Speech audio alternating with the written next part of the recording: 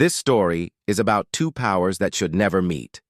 In this video, you will see an alien girl fall from the stars with a gravity engine in her chest, and a sea dragon who can command storms with a single breath. Their clash will break mountains, freeze time for one heartbeat, and force a choice that can save one world or destroy two. Because when worlds truly collide, oaths cut deeper than claws. The night did not break. It opened. High above the dark sea, a bright line drew itself across the sky, thin as a blade. The line widened into a glowing tunnel, blue on the edges, white in the center, like a road made of lightning.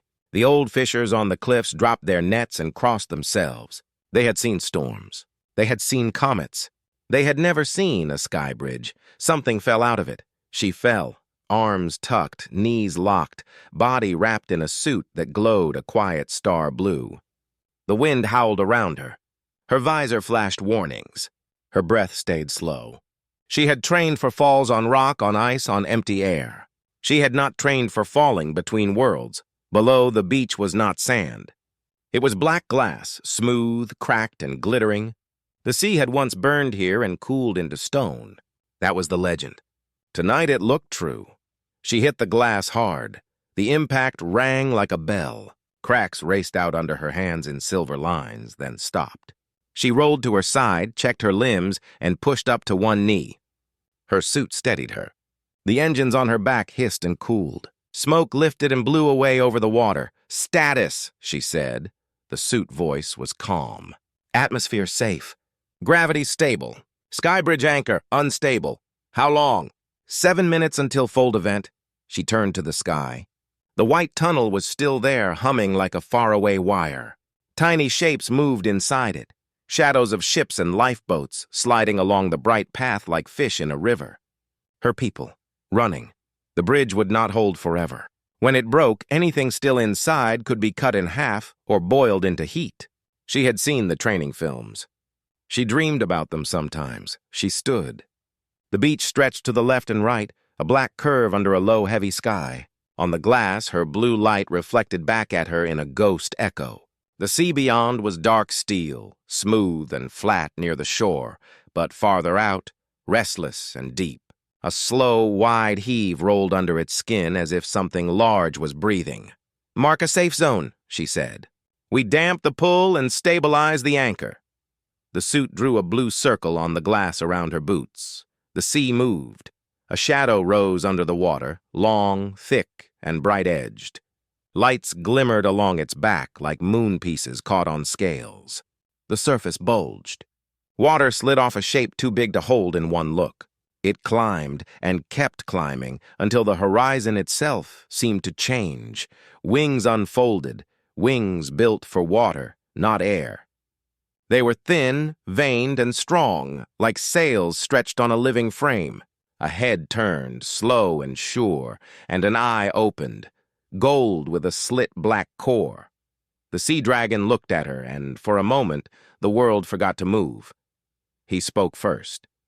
His voice came like thunder underwater, deep and patient, with old rules inside it. Rift Bearer. Her shoulders went still. The title was precise. Not Wanderer, not Starborn. Rift Bearer, the one who brings the bridge. You know me? She asked. "I know your work," he said. When he breathed, mist lifted off his teeth like smoke from cold fire. "Your kind cuts windows through sky. Your kind does not ask the tide." She glanced at the glowing road in the clouds. Small shapes still ran along it. "My kind asks now. The bridge must stay long enough for those ships to cross." The dragon lowered until his chin almost touched the glass. The heat of his breath fogged her visor, then cleared in the sea wind. He drew a line with the tip of a claw, a perfect circle in the thin dust on the glass. The circle was wide enough to hold her the blue safe zone and a step more. "Do not cross," he said. "Tide law. The ocean will not suffer a rift. If it does, it dies." She looked down at the circle. She looked up at the sky. The timer on her visor ticked. 6:21. "Star law," she said. "No bridge closes while people are crossing." He did not blink. "Laws collide." "Worlds collide," she said. A small wave pushed up against the glass edge with a soft, even sound. It tapped twice and slid back. He watched the wave as if it were a clock. "Why will your sea die?" she asked. He lifted his head and breathed out over the water. The surface cleared. It smoothed into a mirror. The wind faded. The sea went flat as a sheet of dark stone. "Look," he said. Beneath the glassy skin, the water was clear as air. Far below, the seafloor glowed with a slow blue pulse. There were shapes down there, arches, towers, long ribs of metal and coral twisted together. Cities, but not human. Machines grew like reefs. Reefs breathed like machines. The blue pulse beat in time with the rift's hum above. Her suit whispered, "Resonance detected. Ocean current memory at risk." She frowned. "Current memory?" "The sea remembers how to move," the suit said. "The rift can take that away." He looked back at her as if to say, "Now you see." She lifted her left hand, palm open, fingers spread to show she held no weapon. A small plate on her chest slid open. Inside, set in a ring of soft metal, a black pearl turned on a fine axis. It was not stone. It was not metal. It was both and neither, the gravity seed. With one throw, she could end the bridge. With one throw, the people in the bright tunnel would be trapped or lost. With one throw, the sea might live. The timer ticked, 5:42. "Your law," she said quietly. "And mine." Water bumped the glass edge again, light, like a knock on a door. He drew in a breath that pulled the fog low across the beach. "Do you stand by your law, Riftbearer?" She looked up into the sky bridge. A tiny lifeboat flared white as it struck a wave in the light. It righted itself and kept going. She could almost see faces in the shadowed window. She could imagine them whispering a name she had not heard since she left home. "I stand by lives," she said. "I will not close the bridge while any ship is inside." His golden eye narrowed to a thin point. "Then you will keep your feet inside the circle. I will hold the storm from your bridge, for a time." "For how long?"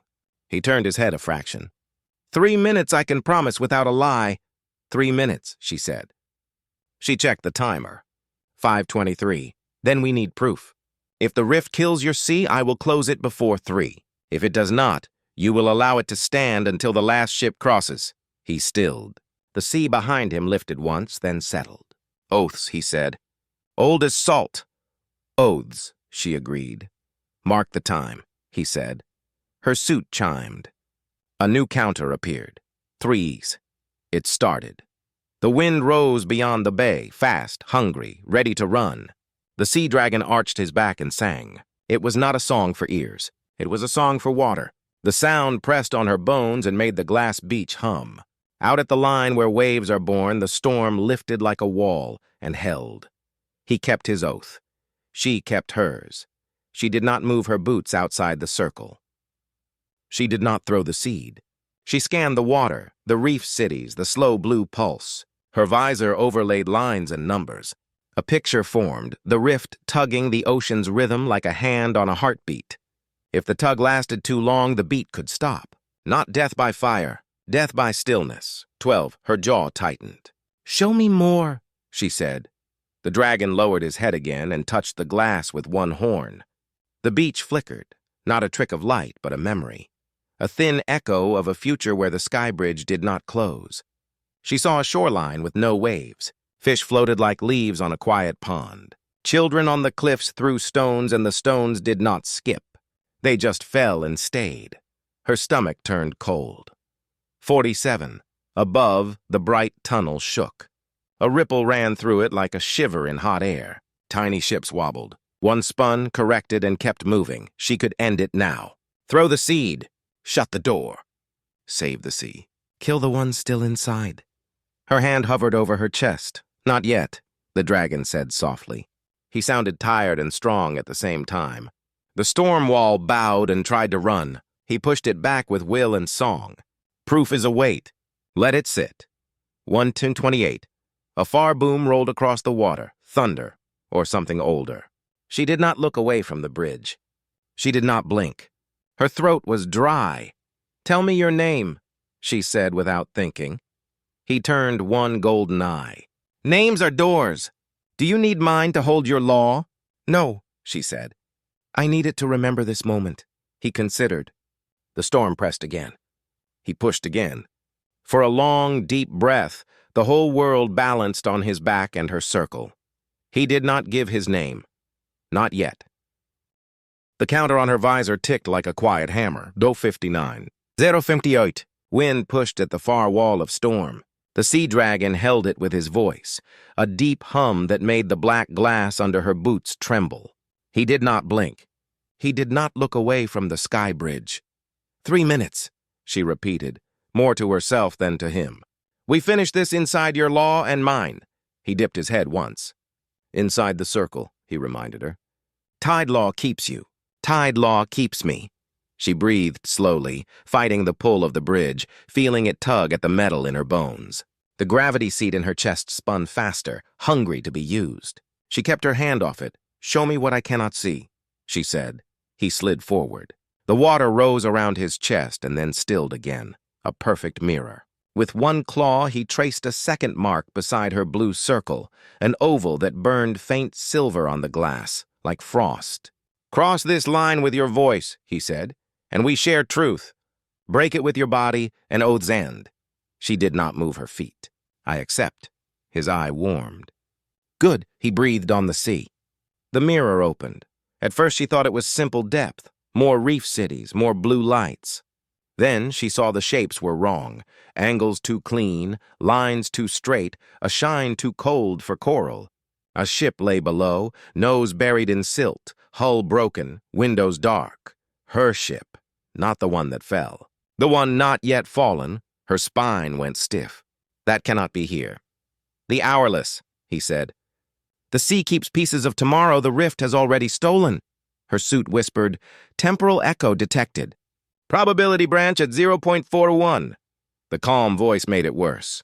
She could almost hear her crew calling her name from a future drowned in silence. 41. Your bridge pulls roads through time, the dragon said.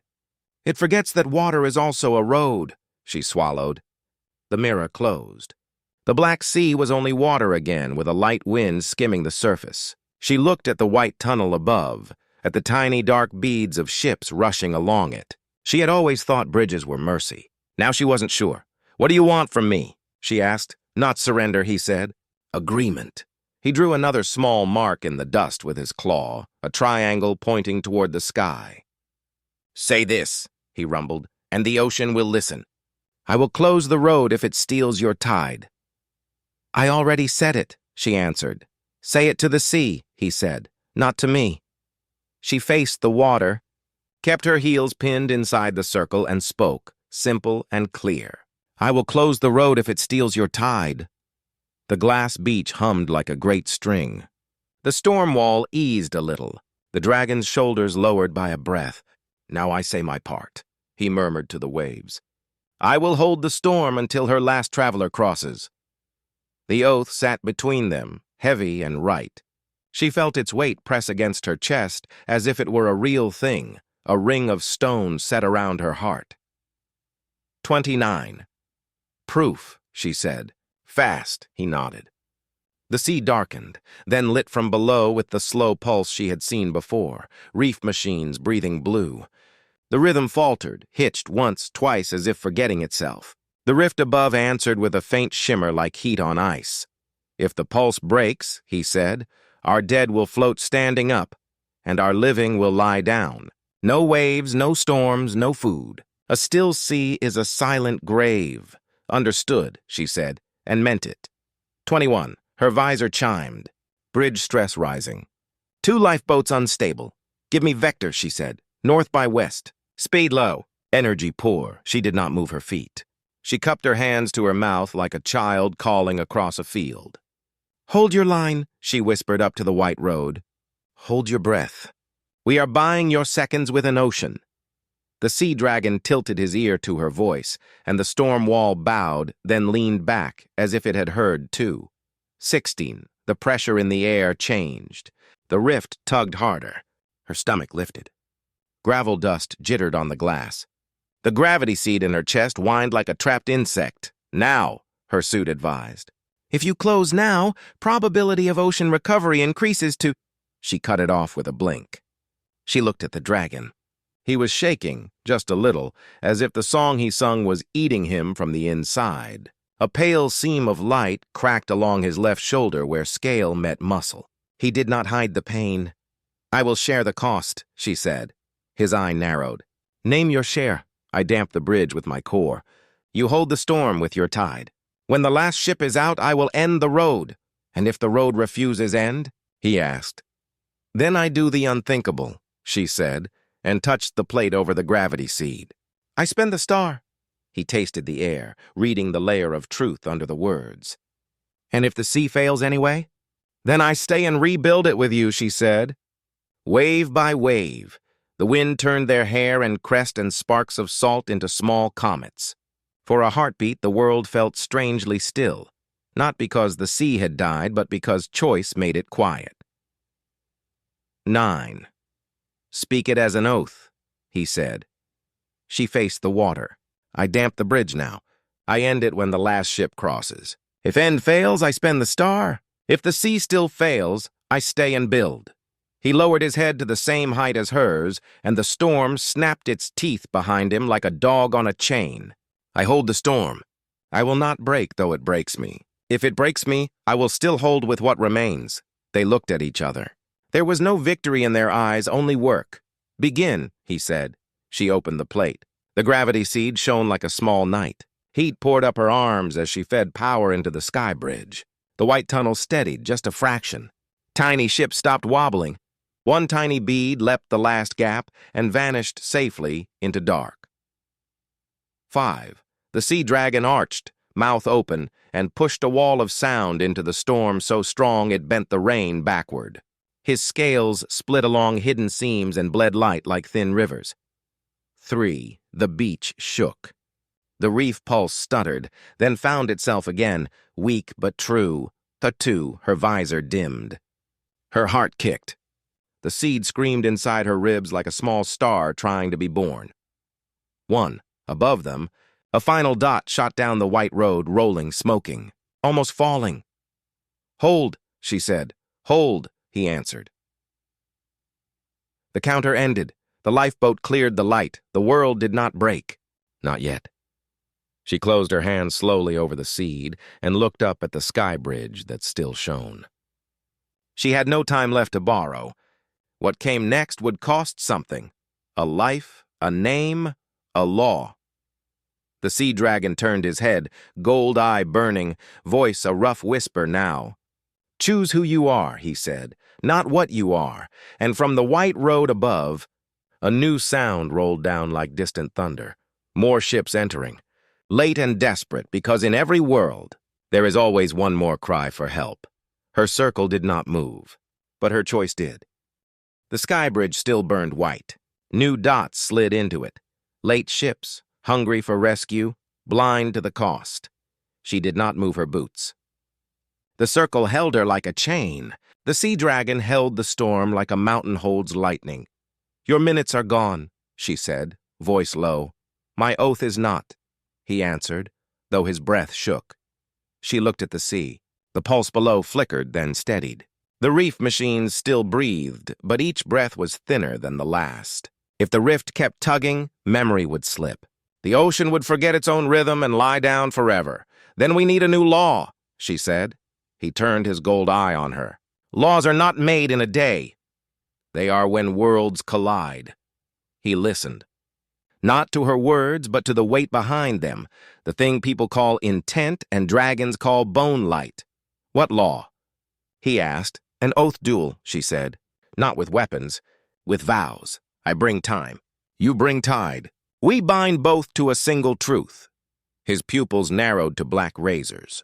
"I will not bind the sea to a stranger." "Then don't bind it to me," she said quietly. "Bind it to the child of both," he waited. "Suspense stretched thin as glass, not a blood child," she said. "A path, a bridge that is not a wound. A road that listens. We create a third thing, half sky, half water, and we promise to carry it together." The storm leaned forward, listening too. He dipped his head. "Where?" "Below," she said, pointing at the dark. "Where law is old?"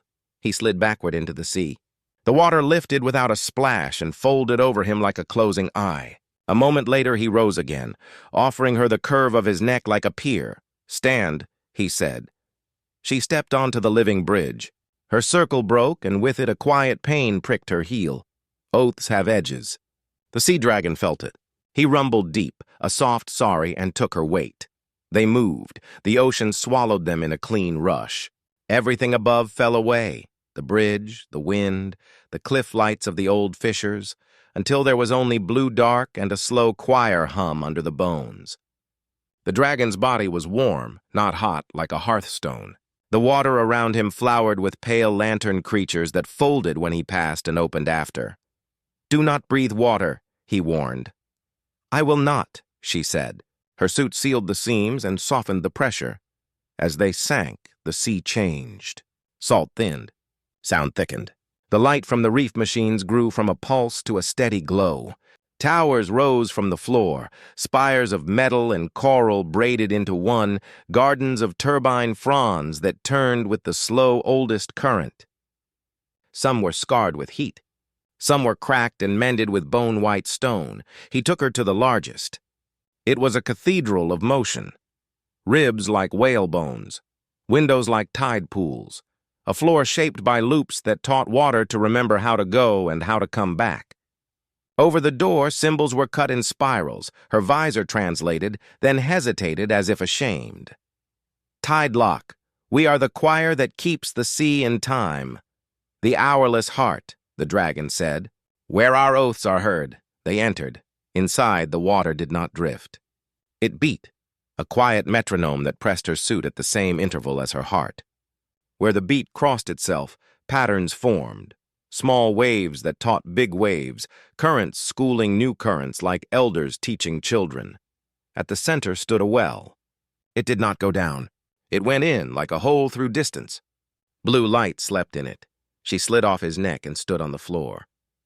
The black glass of the beach was gone. Here the stone was gray and soft, worn by centuries of patient touch. Her boots made no sound. Her hands shook and then stilled. "What do we do?" she asked. He circled the well and faced her across it. "We stand, we speak. We pay. Pay what?" "Name," he said simply. "Dragons pay with name. Starfolk pay with time," she frowned. "I can give time, not minutes," he said. "Windows. The way your road opens space, it must learn to open and close with the tide. It must agree to listen." She looked at the sky bridge light bleeding faintly through the ceiling stone. "I can tune the seed," she said, touching her chest. "But it needs an anchor." The dragon lowered his head. "Then you anchor it to us." "To you?" she asked. "To us," he repeated. "To a vow that lasts when breath does not." Her throat tightened. Simple words, heavy truth. "Begin," he said. They spoke together. Not in the same tongue, but in the same shape of meaning. "I vow," she said, "to teach the road to listen." "I vow," he said, "to teach the sea to forgive." "I vow," she said, "to close the way when the tide says close." "I vow," he said, "to open the storm when the road says open." The cathedral listened. The beat shifted. A low note entered, a third sound, neither sky nor water. The well brightened, her visor flashed. New field, tide-locked vector. The gravity seed warmed in her chest, as if it had heard a language it had always wanted to learn. "Now the cost," he said. "Take my time," she answered at once. He shook his head. "Time alone breaks. It must be set with name." He lifted his head, exposing the soft place under the jaw. Lines of light traced between his scales. Ancient script that only opened in trust. The symbols were not letters. They were movements, like the written shape of a river. "This is my half-name," he said. "It tells you who I am in storms. You may bind it to the road so the road remembers storms." She stared. "Names are doors." He was giving her a key. "And your full name?" she asked, testing, afraid, curious. He looked into her, past armor and bone. "Full names are lives. They are spent once," she bowed her head. "Half name will do." She touched the plate at her chest. The seed rose, small and dark, drinking the cathedral's blue. She set it above the well. It hung there like a quiet star. The beat flowed through it, changing color, sea into sky, into sea again. "Speak," the dragon said. She took a breath. I bind the road to your half-name.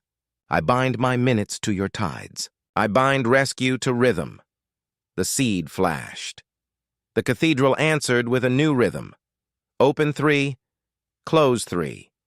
A breathing pattern for a bridge. Above, the white tunnel flickered open, close open, and late ships bobbed but did not break. For the first time, the sky bridge looked like it was listening.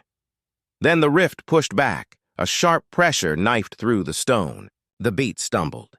The well flared hard white. Her suit screamed, counterpull. Skybridge seeks deep anchor. It wants a heart, she gasped. It wants to root. It will take mine, the dragon said calmly.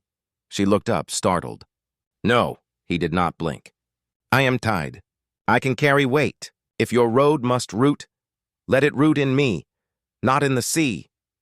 That will tear you, she said. It may also spare the water, he answered. A tremor ran through the cathedral. Cracks printed like frost along the far wall. The well brightened a pain. Her hands flew to the seed and held it, but it was already choosing a path. Wait, she said. There's another way. The road can root in memory, not meat. In a story that both sides agree to keep. He stared, confused for the first time. A story can hold weight? If 2 worlds tell it, she said, how? By proof, she said, and lifted the seed to her lips like a coin to a wishing well. She whispered into it, not numbers, not commands, but a simple human line. When the storm says hold, the road must wait. Then she turned the seed toward him. Your turn. He bent low, laid his vast mouth near the small dark star, and breathed a line that was not words in her language, but her visor translated the weight anyway. When the road says mercy, the storm must part. The seed drank both sentences and rang like crystal. The counterpull steadied. The cracks stopped spreading. The beat found itself again, now braided with 2 thin, bright threads, her line and his line. She almost laughed from relief. She almost cried from it, too. Above them, the sky bridge changed shape, still a tunnel of light, but breathing now. Open 2-3, close 2-3, like lungs. Her suit pinged. Lifeboat count decreasing. Exit rate improved. The sea dragon lifted his head. You made a law from a story, he said. We did, she corrected. Together. He watched her for a long heartbeat, then touched the well with the tip of one horn. Then hear another law, he said softly. When a stranger keeps an oath under sea, she is no stranger. She met his eye. Then tell me your name. Silence turned sharp. He breathed once, long and slow, as if deciding the shape of the future. My name, he said, is Sail of the Ninth Tide. The cathedral carried it like a bell.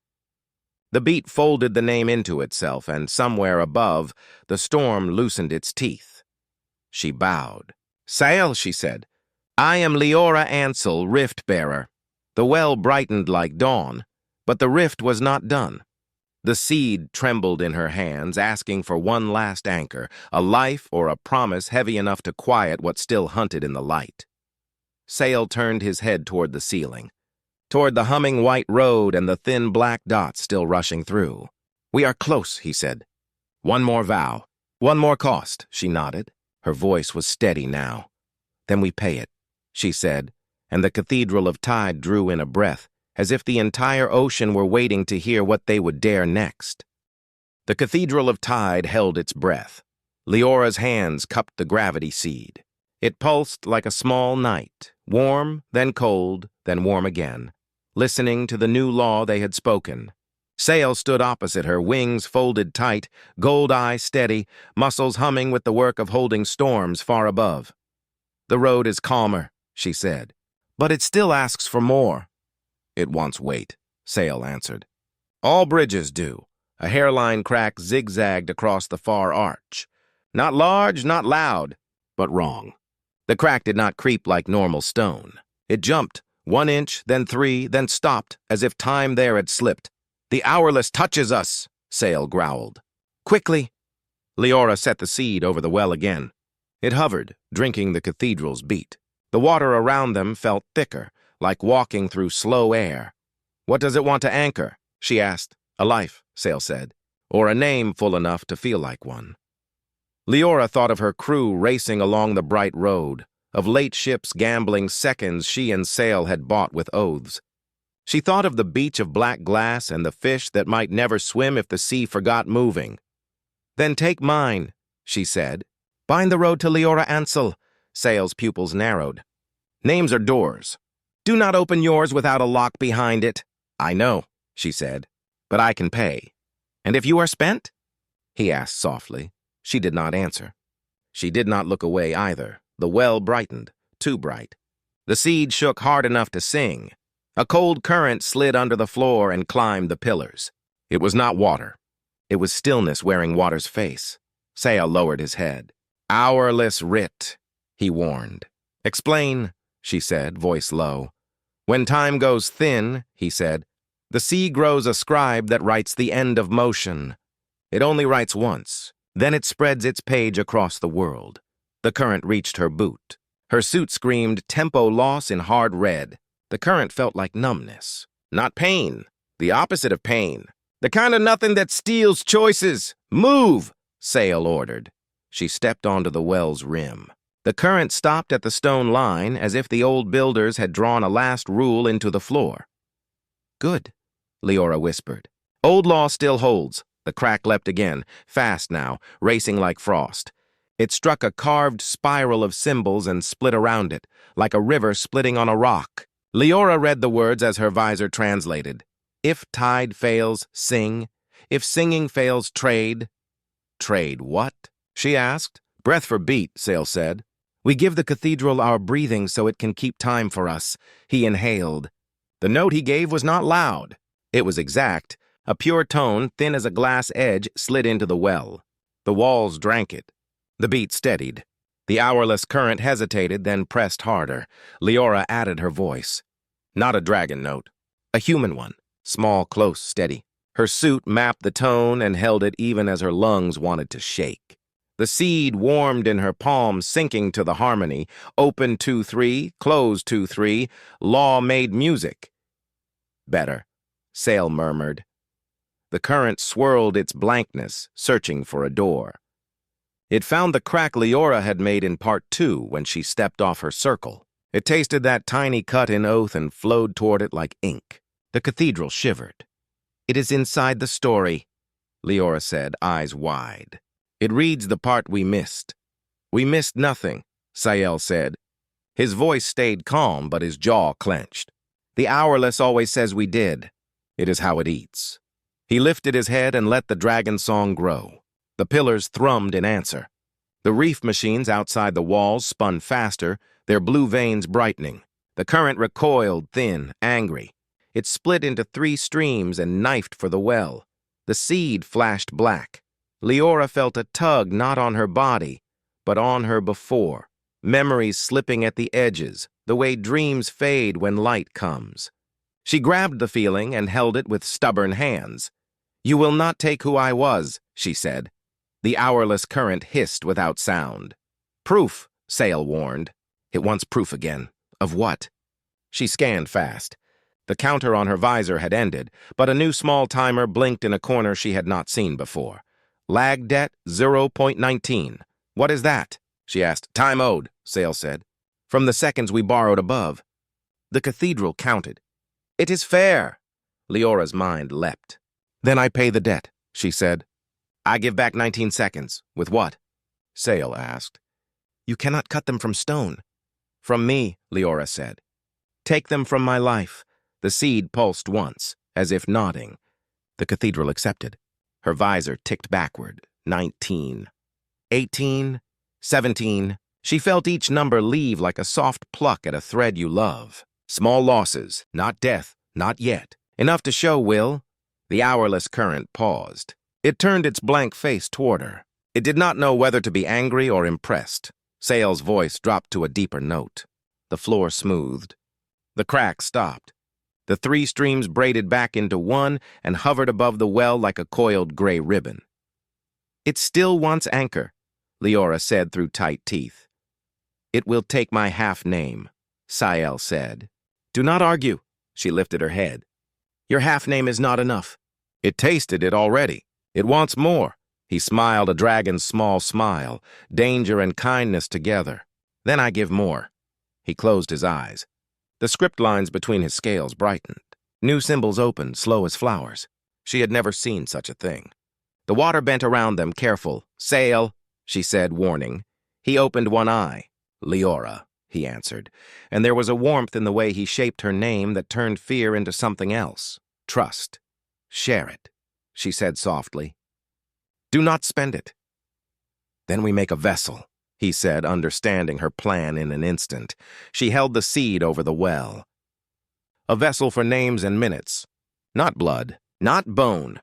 Story. Sail lowered his horn until it touched the seed. We pour a piece of ourselves into the road and tell it how to carry weight. What do we tell it? She asked.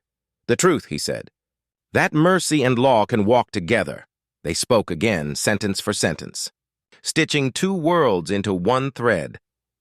Leora, when the sea is weak, the road slows. Sael, when the road is full, the storm parts. Leora, when both are failing, we pay together. Sael.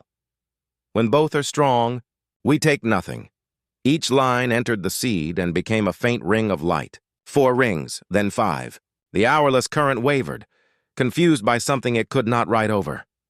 Now the anchor, Sail said, voice quiet. Name and time held by story. He breathed his half-name into the seed with a careful exhale. Not the full life. A shaped echo. Leora laid her palm beside his horn and gave the seed a window. 19 seconds of herself, bound to the same thread. The seed drank both. It stopped shaking. It glowed a deep blue, the exact color of the reef machines when they are tired, but still brave.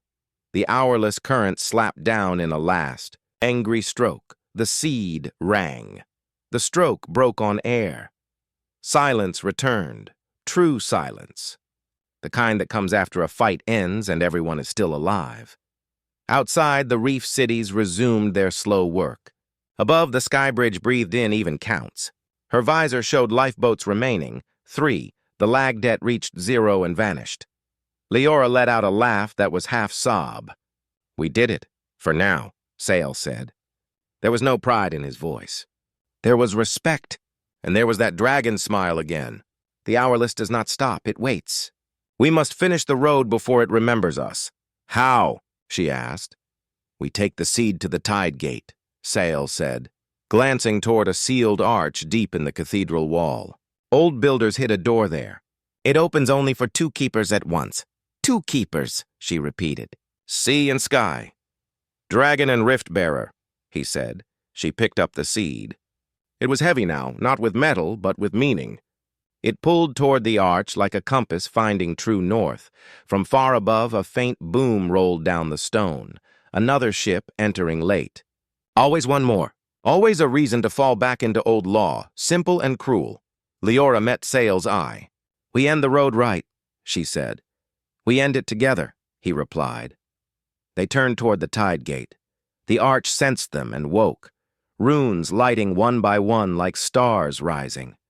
Behind them, unseen, the crack in the first arch healed a fraction, thin, shining, like a scar that might become a story. And somewhere in the white road above, a child in a lifeboat stopped crying because the light finally felt like breathing, not burning. The tide gate opens, but it does not lead forward. It leads back, to the first time the sea learned to move, and the first price it paid. The arch felt their oaths and woke. Runes flared one after another like stars stepping into night.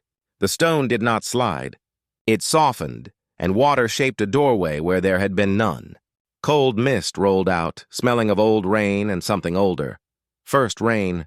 Leora held the gravity seed tight. It was warmer now, heavy not with metal, but with meanings they had poured into it. Sail lowered his great head to the gate. We go as 2, he said. As keepers, she answered. They crossed. The world on the other side was not a room. It was a beginning, no roof, no horizon. A plain of shallow water spread to every side, clear as glass, only ankle deep, as if the sea itself were a newborn. Wind had not learned to blow. Clouds were only thoughts. Light fell from everywhere and nowhere at once. Where are we? she whispered. Sail's voice was soft, almost afraid. Where the sea first learned to move. A single ripple ran across the plain, small, shy. It reached Leora's boot and tapped it, then turned away, as if embarrassed. From the quiet, a figure rose. Not a person, not a dragon. A shape made of water and memory. It had no face, only a smooth curve like a wave about to fall. "The first choir," Sail breathed. He bowed his head until his horn touched the surface. The figure spoke, and the air trembled like a string. "Two keepers," it said. "One from the sky road, one from the tide road." "Why are you here?" Leora held up the seed. "To teach a bridge to breathe with the sea. To stop the Hourless. To save those still crossing," the choir rippled. "Bridges cut. Songs bind. Why would we let a cut live?" "Because this cut listens," she said. "We changed it. We taught it to open and close," Sail added. "We bound oaths to it, storm and mercy, law and pity." The choir drifted closer. Leora's skin prickled. She felt it reading her not as a body, but as a story. It tasted her fear and her stubbornness, her duty and her doubt. "It is almost true," the choir said. "Almost, but almost does not hold the sea." "What is missing?" Leora asked. "A beat that cannot be stolen," the choir answered. "Names can be stolen. Time can be stolen. Even oaths can drift. You need a beat with no purchase." Sail's gold eye narrowed. "What beat is that?" The choir's surface shivered, and a tiny child of water stepped out of its side, the size of a hand. It wobbled like a first step. It smiled without a face. It tapped the shallow plain with tiny feet and made a pattern. 1, 2, 3, 1, 2, 3. No power, no pain, only play. Leora smiled in spite of everything. "A game," she said. "A joy," the choir corrected gently. "The first rhythm the sea ever loved. The Hourless cannot eat what is joy. It does not know the taste." Leora looked at Sail. Sail looked back. A dragon's smile, small and dangerous, touched his mouth. "We add joy to law," Leora nodded. "Teach me the steps." The little wave child ran a circle around Leora's boots and left small rings. Leora copied the pattern with her fingers in the air, then with her feet on the water's skin. Tap, tap, tap, feeling ridiculous and holy. Sail lowered a claw and traced the same rhythm, careful as if touching an egg. The choir rippled approval. "Good! Now write it in the seed." Leora lifted the gravity seed. It hummed like a low bell. "Ready," she said. "Together," Sail warned. They spoke lines the way they had in the cathedral, but softer, smiling without meaning to. Leora. "When law is hard, we live by joy," Sail. "When weight is heavy, we rest in play." Leora. "When fear is loud, we count 3 and breathe." Sail. "When mercy calls, we answer on the 3rd."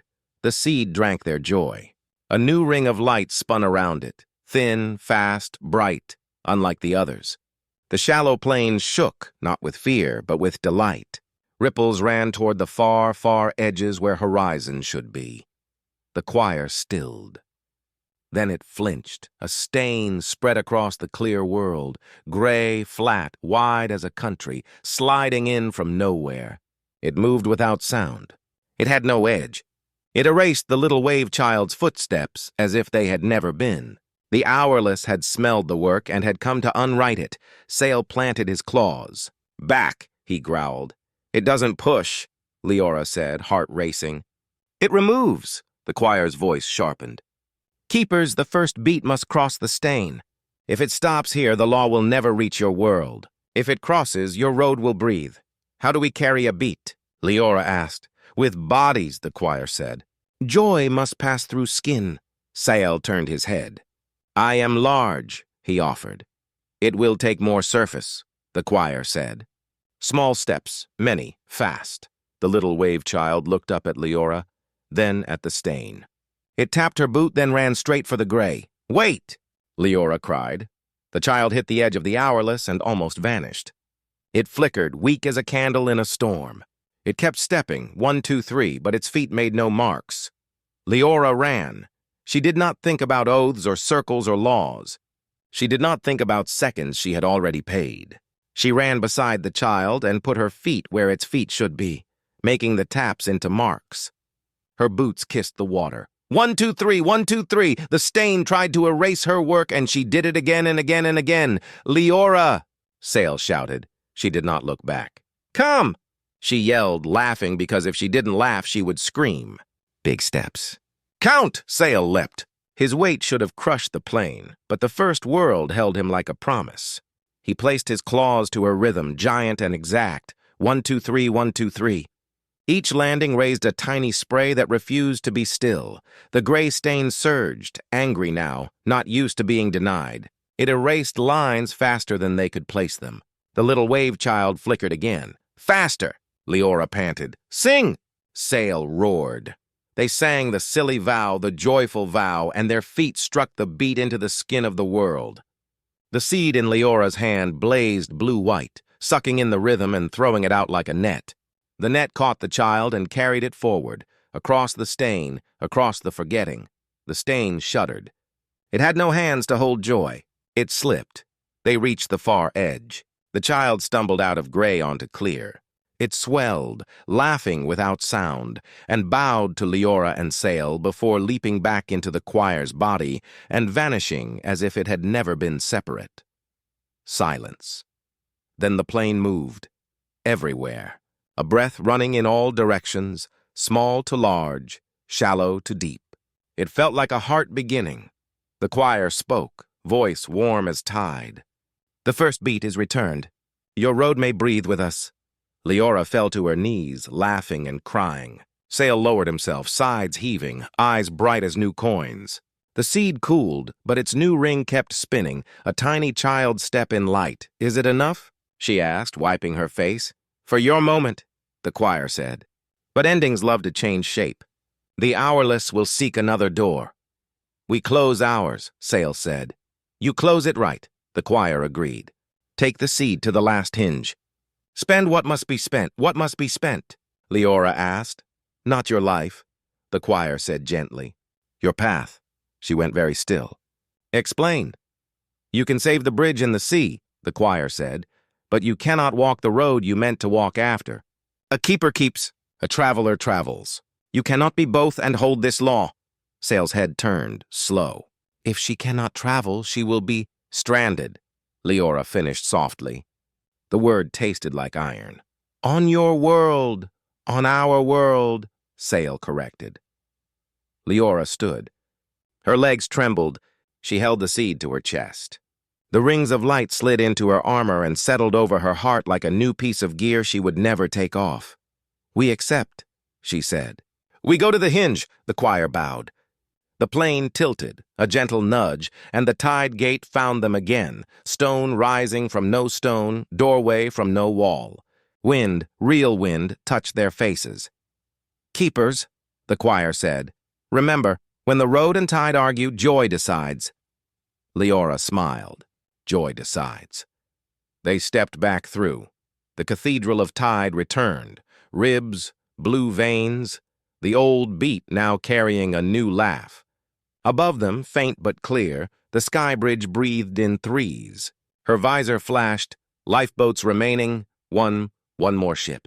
One last reason for the Hourless to try to write the end. Sail looked at the sealed arch on the far wall. It glowed with a cold hinge light. The last hinge, he said. Leora nodded. The place where we spend the path. They started toward it. The seed guiding like a star in her hands. The hinge opens, but requires a price neither law nor joy can cover. One true name on the lock, and one future on the floor. Who speaks? Who stays? And what breaks open when a dragon gives more than half his name? The hinge glowed like frost in stone. It wasn't a door. It was a decision. A circle of pale light set into the cathedral floor, and a lock above it shaped like a sleeping eye. Tiny runes pulsed around the rim, counting a beat that did not match the sea. Leora felt the gravity seed tug toward it. Sail felt it too. The dragon's wingtips brushed the ribs of the hall as if measuring how much room a choice needs. Her visor chimed, lifeboats remaining. One above, the sky bridge breathed, open, 2-3, close 2-3. And the last dot still moved. The hinge will read us, Sail said. It will ask more than words. What does it want? Leora asked, though the answer was already heavy in her chest. He looked at the eye lock. One true name on the lock. He lowered his gaze to the ring of light at their feet. And one future on the floor, she breathed out. A name to open. A path to keep it steady. The hinge woke as if it had heard. Runes brightened. The sleeping eye opened a little, tired, old, kind, unforgiving. From the ceiling, a thin gray hair of Hourless dropped like a line of rain that refused to fall. It hung, tasting the new beat, hunting a crack. The cathedral's rhythm pushed it away. It edged back in, patient as cold. Quickly, Sail murmured. Leora stepped to the ring. The light rose in soft threads and wrapped her boots.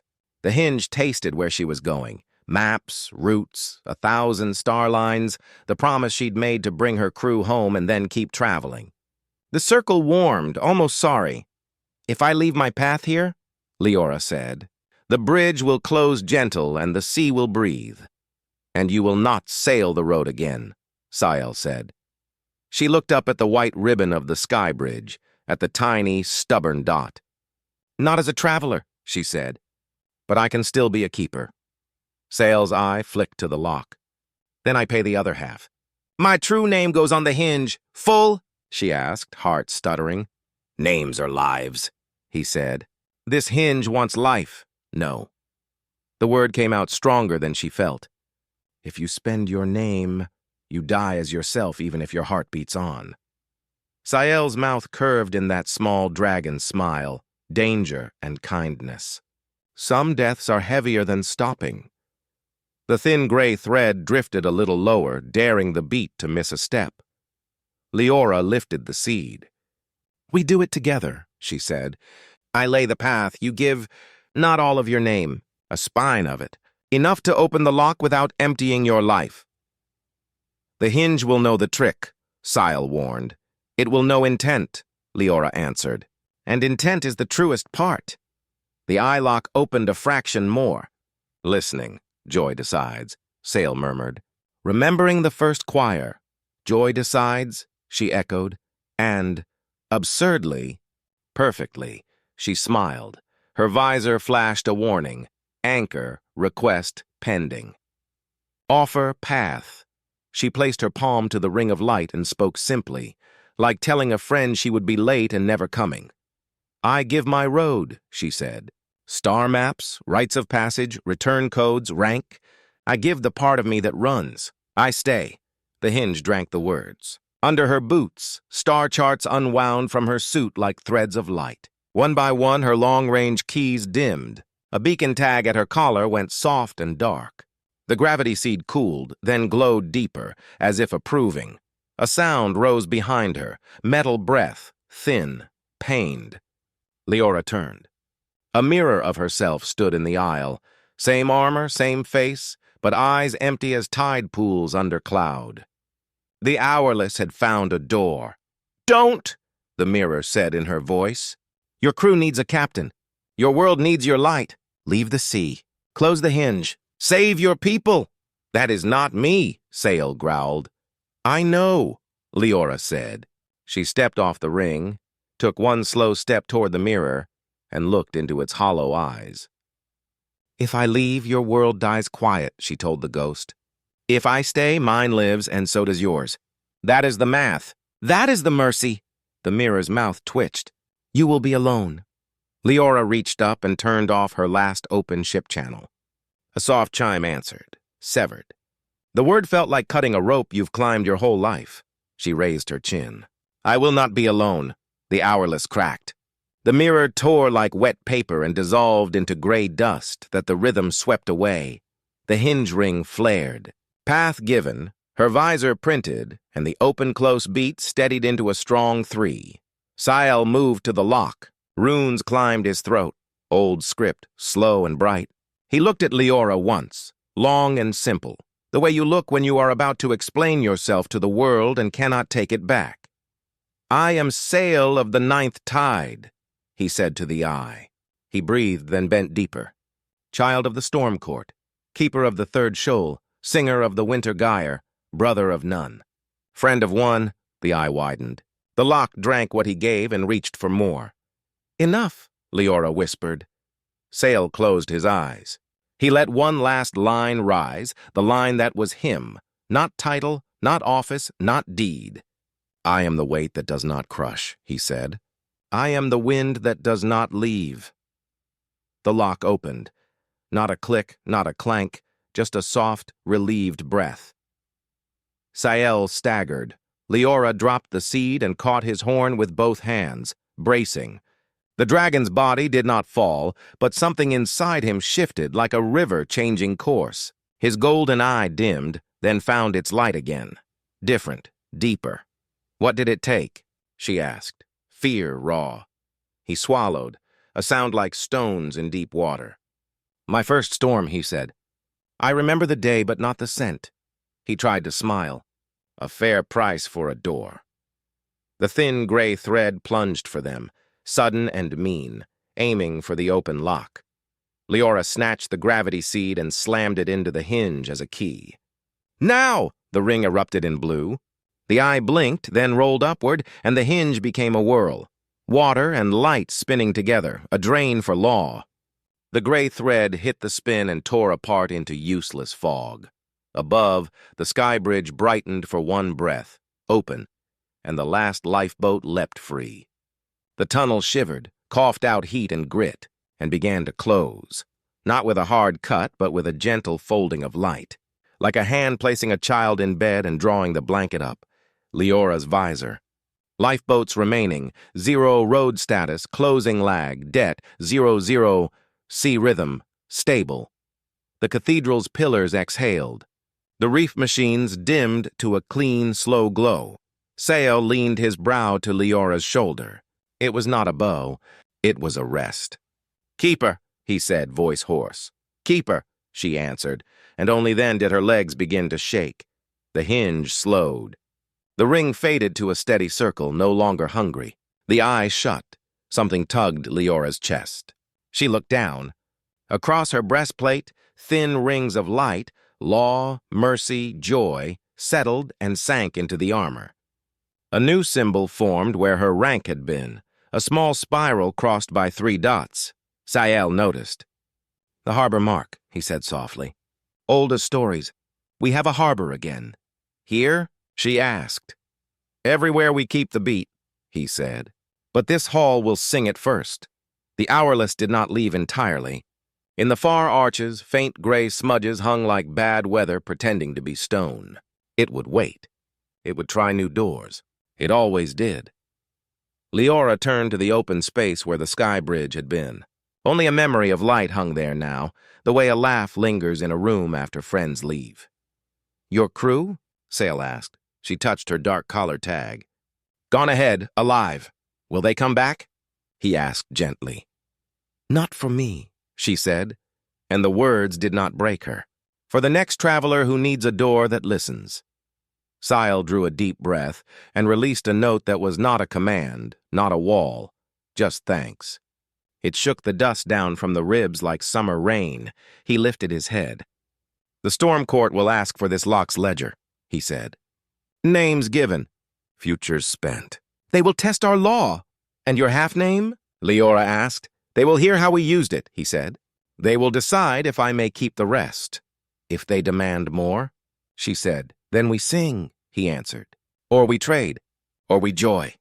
The dragon's smile came back sharper, prouder. "We have a third path now."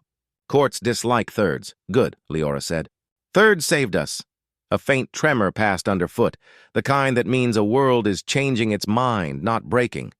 The Hourless smudges recoiled, thin as breath on glass. Above, the storm finally let go. Rain fell, real rain.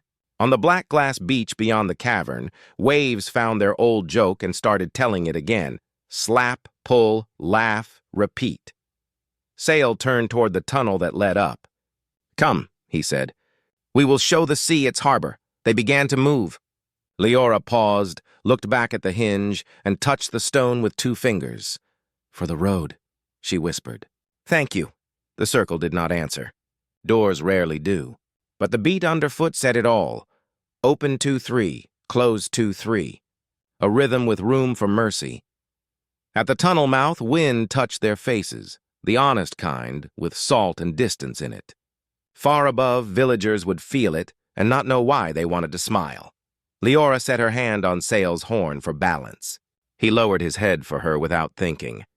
Two keepers climbed. Dawn waits on the black glass shore. The storm court rises with it. To hold the harbor, Leora must stand before dragons older than oaths, and Sail must pay the rest of a name he swore to keep. When the court demands a life, who speaks? Who stays? And what new legend begins when a traveler becomes a tide? Dawn waited like a held breath. Leora and Sael climbed from the cathedral into the open world. The night sky was thinning to gray. The black glass beach shone with beads of real rain. Waves played their old joke again. Slap, pull, laugh, repeat. Villagers stood on the ridge with torches gone to smoke. They had held their fear all night. Now their faces softened, unsure why. A rhythm moved under their feet, small but sure. Open 2-3, close 2-3. The harbor was singing. Then the wind turned cold. Shadows gathered over the sea, not clouds, not fog, dragons. A circle of huge shapes fell from the pale sky and took the air above the water like thrones. Scales flashed dawn gray, storm white, iron blue. Their wings beat once and the waves obeyed. The storm court had come. Sail stepped forward, tall and scarred, light still leaking from the seams of his scales. Leora stood at his shoulder, the harbor mark glowing faint on her breastplate. A dragon older than ruins glided down. Her horns curved back like broken moons. Her eyes were calm knives. When she spoke, the water listened first and then the air. Sail of the ninth tide, she said. You called a court to a human song? Sail bowed his head. Hi, Cycla, he answered. I called you to a law. Her gaze slid to Leora. Starborn, rift-bearer, keeper now. She tasted each word as if weighing its price. You stand where storms are judged. Why? Leora kept her voice simple. Because a road from the sky almost killed your sea. Because a sea without breath almost killed my people. Because we found a third path, another dragon snorted smoke. Paths come with tolls. Paid, Sail said. The court's wings rustled like dry rain. High Cycla lowered her head until one old eye was level with Sail's heart. You gave more than oath. I smell name cut open. Sael did not hide it. Enough to open the last hinge, not enough to die. And the human? A silver male asked, sharp as sleet. What did she spend? Leora raised a hand to her dark collar tag. My path, she said. My return. I stay, the court murmured. Some turned their heads. Some looked pleased. Some looked angry. High Cycla's voice was quiet. You close roads, human, but storms still take proof. Show us this harbor breath. Show us the law that does not break the sea. Sael looked at Leora. She looked back and nodded. Heart loud but steady. Begin, she said. He stepped into the shallows and sang. Not a wall song, not a killing song. A keeping song. The waves leaned in and kept the count. Leora set her boots on the glass and raised the gravity seed. Rings of light rose from the harbor mark. Law, mercy, joy, and spun into the seed. Bridge, listen, she said. Open 2. Close 3. Above the beach, the air warmed. A small white arc unfurled from nothing, no wider than a boat, no longer than a room. It was the harbor door, not the old road, gentle as a breath. It opened with the tides 2 and closed on 3. The court watched in hard silence. Bring them, High Cycla said at last, and 4 young dragons dove into the surf. They returned pulling wrecked rafts and broken skiffs the storm had buried years before. Bones of boats, bones of stories. Leora's chest tightened. We cannot raise the dead. No, Cycla said. But we can keep the living. The proof is the now.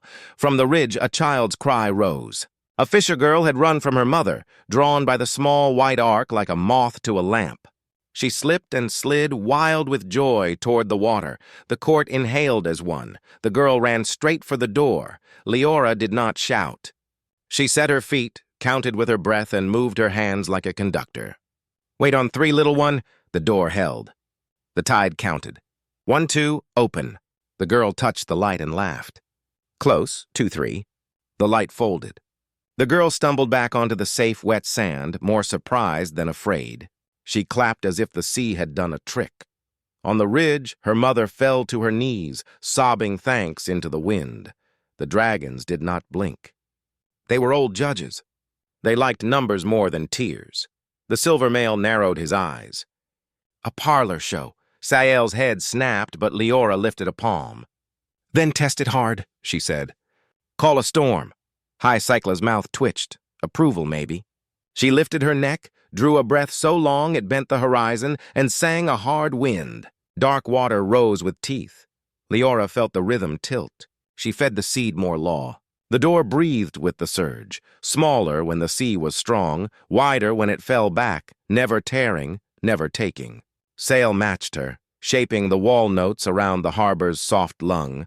The storm hit. The door held. Fish shot through the arc like silver arrows and returned on the next breath. Debris that would have shattered on rock slid aside and laid down gentle. A young sailor from the village, fool-brave, rode too close and toppled. The door opened for his fall and set him down in a pocket of quiet, as if a hand had cupped him. He crawled out coughing and laughing and crying and bowing to the water all at once. The storm court watched the sea choose not to kill when it did not need to. High Cycla lowered her wings. The harbor lives, she said. Your third path stands, the silver male hissed. It stands today. What of winter? What of war? The Hourless returns. When storms are beyond songs, who pays then? Keepers, Sile said. Together, Leora added. Together, Cycla repeated, testing the word like a new shape in an old mouth. She turned the knife-calm eye to Leora. Then hear the cost that remains. A harbor must have a heart, a place where its law is kept when singers sleep. We name 2 keepers, one of tide. She nodded at sail. One of door. She nodded at Leora. You will live where the waves teach the wind. You will answer when courts call. And when the Hourless writes new hunger, you will unwrite it with joy. Leora inhaled. The shape of her future settled in her chest. Heavy, right. I accept. Sail's mouth curved in that small, proud smile. I have already accepted. The silver male was not done. And if the star folk return with a wider road, if they bring fire and laws that do not listen, Leora raised the seed and spoke so the ridge and the court and the quiet deep could all hear. Then the harbor will teach them. And if they refuse to learn, it will close them. The law is simple. When mercy can save, we open. When mercy would drown, we close. High Cycla looked long at Sail. She saw the absence where his first storm had been. She saw the new weight under his scales. You gave deep, she said softly. Deeper than I would have asked. Sail bowed his head. Adore asked. I answered. Cycla turned to the circle of dragons. Court, she called, voice clean as flint. Do you keep this harbor? Wings lifted. One by one, old throats sang yes in a dozen storm keys. Only the silver male held back. He stared at Leora with winter in his eyes. Name, he demanded. Speak your true name to the hinge human and bind yourself as Sail did. Sail's chest rumbled. Enough, Thren. It is fair, Thren said. Leora stepped forward, not angry, not afraid. She placed her palm over the harbor mark. I have no storms to give, she said. But I have a line that is me, even if I forget my face. Listen. She spoke the same simple sentence she had whispered into the seed in the cathedral. The sentence that had changed the road. When the storm says hold, the road must wait, she breathed, then added the line Sail had given. When the road says mercy, the storm must part, the harbor mark brightened. The rings turned once, twice, and sank into her bones. Her visor, dark to the sky, glowed to her alone. Keeper key set. Thren bared his teeth. Then he shut his mouth. Law had answered. High Cycla exhaled. The storm unwound. She faced the ridge, the villagers, the young sailor who could not stop laughing and crying. Hear the court, she called. The harbor is kept. The third path stands. The tide will sing it. The door will breathe it. Bring your dead to grief and your living to grace. The villagers fell to their knees. Some prayed to old gods. Some whispered new names. Leora turned to Sail. What now? She asked, soft. Now, he said, we build songs, rules, lulls, signals. We teach fishers when to call the door. We teach children how to count joy. We draw maps that care. And when your court tests the law again? She asked. He looked at the horizon where the sky was learning gold. We sing, we trade, we joy. He glanced sideways. And we argue, together, she laughed, surprised by the taste of it after a night of sharp things. The laugh ran along the water like a skipping stone and did not sink. A small shape bumped her boot. She looked down. A wavelet tapped her twice, as if to say, "Remember the game." She tapped back, 1, 2, 3, and the sea's skin wrinkled in pleasure. From far above, a faint, familiar ping touched her ear. An old ship code, now empty of command, now only a memory. She did not reach for it. She let it pass like a gull's shadow over bright water. She faced the villagers. "If you like this," she almost said, the reflex of an old road, but she bit the words and replaced them with true ones. "Come learn the harbor," she called. "Bring line, bring oar, bring song. This shore is yours." High Cycler rose, wings wide. "Keeper of door," she said, a title as old as tide wrapped in new wind. "Welcome to the tide." Sael lowered his head. Leora set her hand on his horn, not for balance this time, but because the gesture felt right. Dawn broke. On the black glass beach, a woman who had given up her road and a dragon who had given up his first storm stood side by side. While the sea practiced living, the harbor breathed, and when the Hourless came again, as it always does, it found a rhythm it could not eat. Law with mercy, storm with door, strength with joy. The legend did not end. It began, not as a war story, but as a map where two worlds learned to keep each other. If you liked this story and want to hear more epic legends like this, please subscribe to HFY Legends, my YouTube channel. Every week we bring you new sci-fi and fantasy stories filled with adventure, emotion, and power. Don't forget to like, share, and comment your favorite part. It really helps the channel grow. Subscribe now and join the legend, only on HFY Legends.